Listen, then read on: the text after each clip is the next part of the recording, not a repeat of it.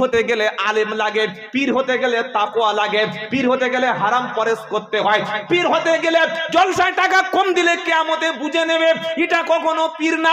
গ্রামে কোরআন শিক্ষা করতে এসছে, মসজিদটা ধুইয়ে দিয়েছে, এটা কখনো পীর না। গ্রামে কেউ কলেমা শিক্ষা করতে এসছে, মেরে পাঁচ দিয়ে তাড়িয়ে দিচ্ছে, এটা কখনো পীর না।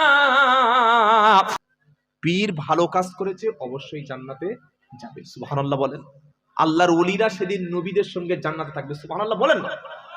কিন্তু তুমি যে ওলির নাম করে নাম ভাইয়ে খেয়েছো, ওলির মুখে দাড়ি ছিল, তোমার দাড়িটা চাচা ছিল, ওলির মুখে বিড়ি ছিল না, তুমি বিড়ি ছাড়া ঘুমাতে না, ওলির তাহাজ্জুদ নামাজ কাজা ছিল না, তুমি ফজর চোখে দেখতে পাও না, ওলির জীবনে বিবির বোরকা ছাড়া বাইরে বার করে না, তোমার শরীরের বৃষ্টির বিবির পেট আর পিঠ পৃথিবীর এমন কোনো পুরুষ নাই যে দেখে নাই, ওলি কোনোদিন মুখ দিয়ে হারাম খায় না, তোমার হারাম ছাড়া দিনের বেলা চলে না, ওলি জীবনে কোনোদিন হাঁটুর উপরে কাপড় তোলে না, আর তুমি কাঁচা মেরে পুকুরে গোসল করছো, পাড়ার সব লোক জানে সাইজ কত, ওদের সাইজ এই মোটা কত থাই সবাই জানে।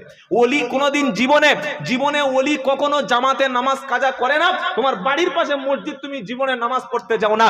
ওলিদের টার্গেট ছিল প্রত্যেকটা মুসলমান কিভাবে কোরআন শিখবে, মানুষ যেন কোরআন না জেনে কবরে যায়, মানুষ যাতে কলেমা সহি করে পড়তে পারে, দ্বীন ইসলাম যাতে সহি করে পড়তে পারে, এটা খাজা মঈনুদ্দিন চিশতির টার্গেট ছিল, এটা ফুরফুরার মুজাদ্দিদ আবু বকর সিদ্দিকের টার্গেট ছিল, এটা বসিরহাট আল্লামা হুজুরের টার্গেট ছিল, এটা সুফি ফতেহ আলী হুজুরের টার্গেট ছিল।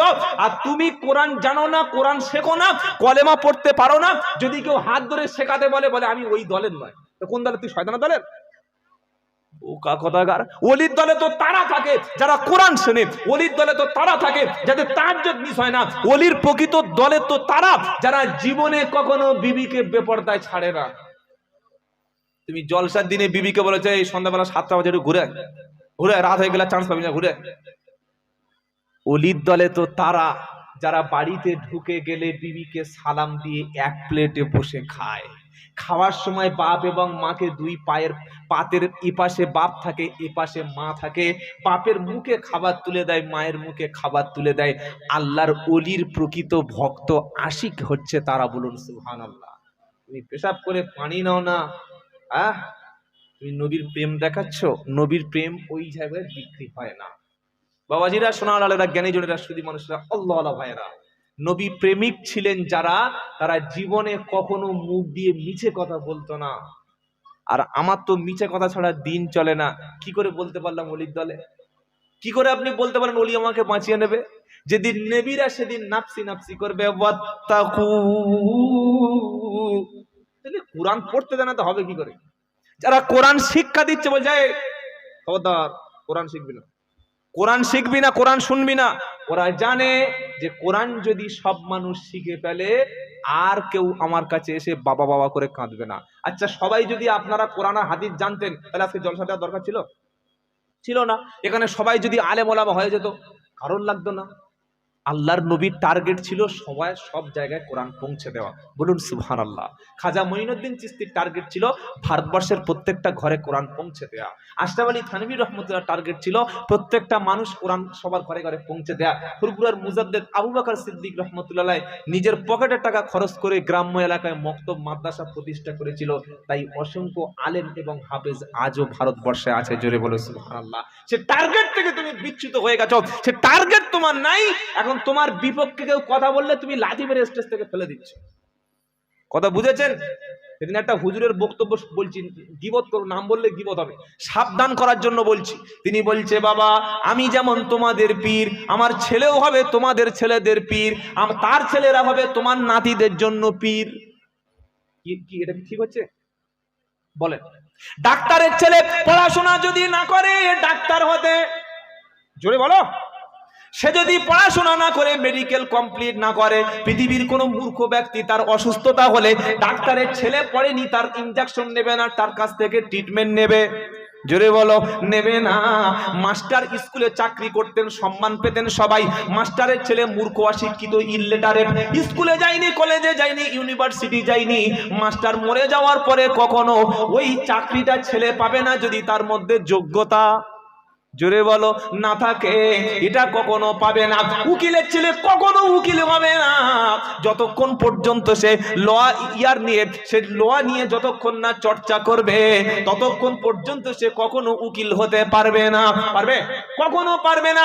ইমাম সাহেব যত বড় ভালো ইমাম সাহেব হোক, তার ছেলে যতক্ষণ সহি করে কোরআন পড়বে না, পৃথিবীর কোনো মুক্তাদি ওই ইমামের পিছনে ইক্তেদা। জোরে বলো, কেউ কি বলবে না ইমাম সাহেবের ছেলে কিছু জানুক আর না জানুক, আমার বড় হুজুরের ছেলে, আমার ইমাম সাহেবের ছেলে, ওর পিছনে নামাজটা পড়ি, যতক্ষণ কোরআন জানবে না, ইসলামে আদব কায়দা দিন ইসলাম থাকবে না, ওই ইমাম সাহেব কেন, ইমাম সাহেবের বাপ হলেও তার পিছনে কোনো গাইঘাটার মুসলমান নামাজ কখনো, জোরে বলো, পড়বে না। পীর হতে গেলে আলেম লাগে, পীর হতে গেলে তাকওয়া লাগে, পীর হতে গেলে হারাম পরেশ করতে হয়, পীর হতে গেলে জলসায় টাকা কম দিলে কিয়ামতে বুঝে নেবে, এটা কখনো পীর না। গ্রামে কোরআন শিক্ষা করতে এসছে, মসজিদটা ধুইয়ে দিয়েছে, এটা কখনো পীর না। গ্রামে কেউ কলেমা শিক্ষা করতে এসছে, মেরে পাঁচ দিয়ে তাড়িয়ে দিচ্ছে, এটা কখনো পীর না।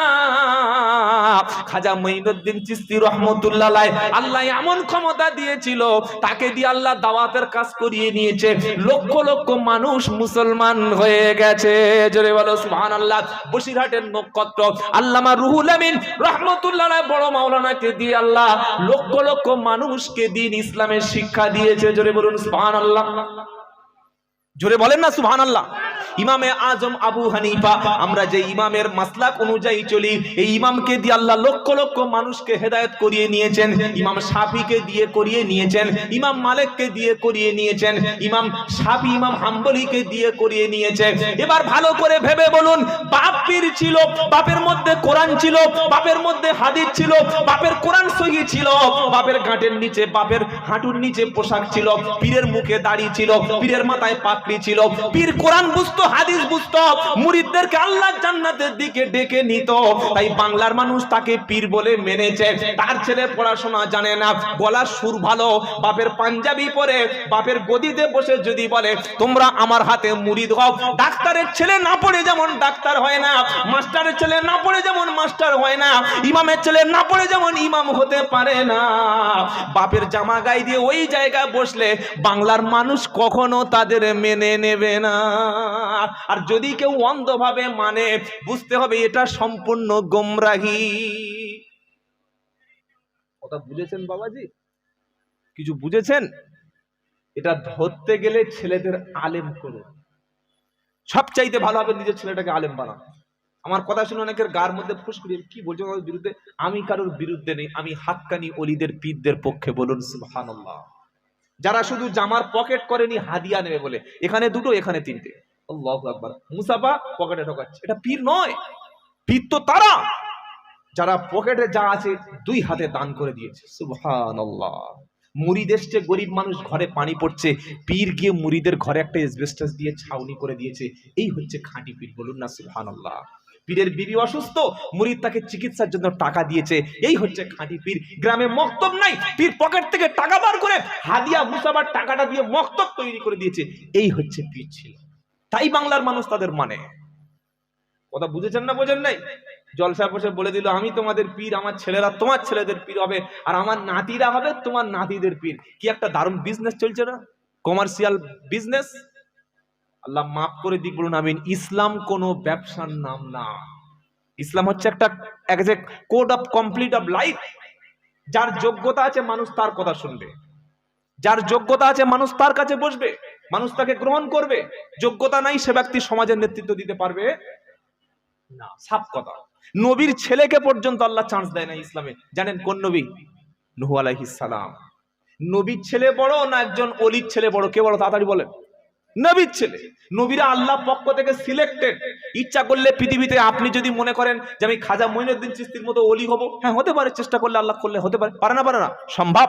কেউ যদি মনে করে যে আমি বড় পীর আব্দুল কাদের জিলানীর মতো বড় একজন জাকিরিন বান্দা হব, ওলি হব, চেষ্টা করলে আল্লাহ ইচ্ছা করলে করতে পারে। কেউ যদি বলে আমি ফুরফুরা মুজাদ্দেদ জামানের মতো একজন আল্লাহওয়ালা হওয়ার চেষ্টা করব, করতেই পারে, আল্লাহ ইচ্ছা করলে করতে পারে না? পারে না? পারে। কেউ যদি মনে করে বসিরহাট আল্লামা রুহুল আমিন রহমাতুল্লাহর মতো একজন বড় যোগ্য মাপের বাংলা বিখ্যাত আলেম হব, চেষ্টা করলে আল্লাহ ইচ্ছা করলে করতে পারে। কিন্তু কেউ যদি বলে আমি নূহ নবীর মতো নবী হব, পারবে? সম্ভব? এই কথাটা বলাই হারাম। কেউ যদি বলে দাউদ নবীর মতো আমি নবী হব, নবী সুলাইমানের মতো পাখির ভাষা, মৌমাছির ভাষা, পিপিলিকার ভাষা, সমস্ত প্রাণীর ভাষা বুঝবো, এটা হবে ঈমান নষ্ট, গোমরাহি, পথভ্রষ্টতা।